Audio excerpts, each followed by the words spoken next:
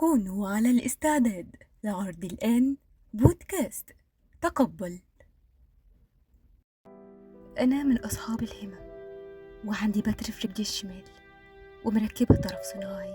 دي قصة أنا سمعتها عن واحدة إزاي قدرت إنها تتخطى المعاناة اللي حصلت لها وقدرت إنها تطلع بتجربة مفيدة ليها. يلا بينا نحكي القصة مع بعض.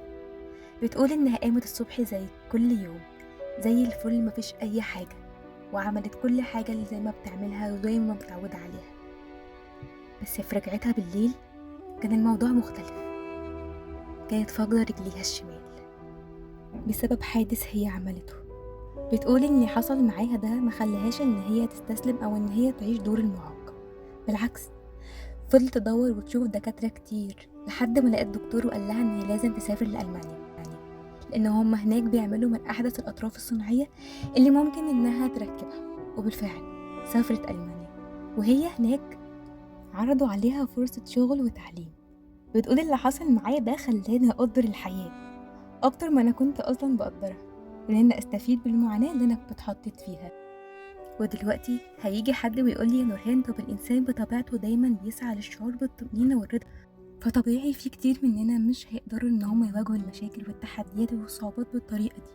هقولك فعلا ردة الفعل الطبيعي هو رفض أو محاولة التخلص من أي مشاكل إحنا بنتحط فيها، لأن إحنا مبقاش عندنا الوعي الكافي إن إحنا نقدر نتخلص من هذه المعاناة بشكل صحيح. لا، وكمان في ناس بيبقى عندها حتة أنا ممكن المعاناة دي تفضل معايا لوقت طويل، وكمان المعاناة دي مش بتيجي لوحدها، دي معاها شعور بالخوف والحزن والإحباط والسلبية.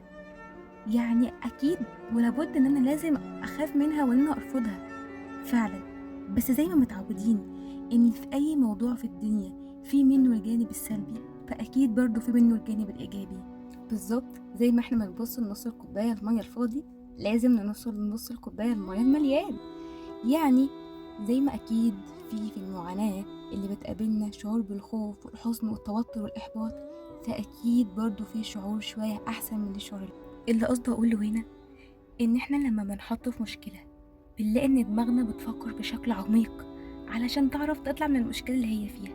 معنى كده ان المعاناة خلتنا نكتشف قدرات جوانا احنا ما كناش مكتشفينها قبل كده.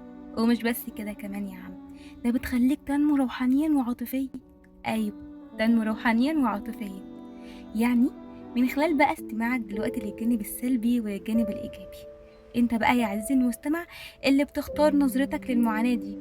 هل انت هتشوفها بفرصة وتقدر ان انت تنمو من خلالها وتتقبلها، ولا انك هتشوفها عبء وعايز تخلص منه خلاص بدون ما يضيف اي خبرة في حياتك؟ وخد بالك، العلماء كلهم اجمعوا على ان المعاناة بتوجهنا لطريق النضوج.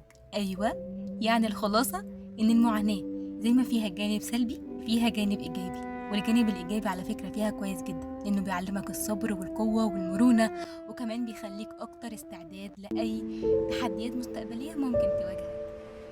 اتمنى اكون قدرت اغير ولو جزء بسيط من تفكيرك او معتقداتك اتجاه المعاناة. اشوفكم في بودكاست جديد. كانت معكم نورهان حسن، باي باي.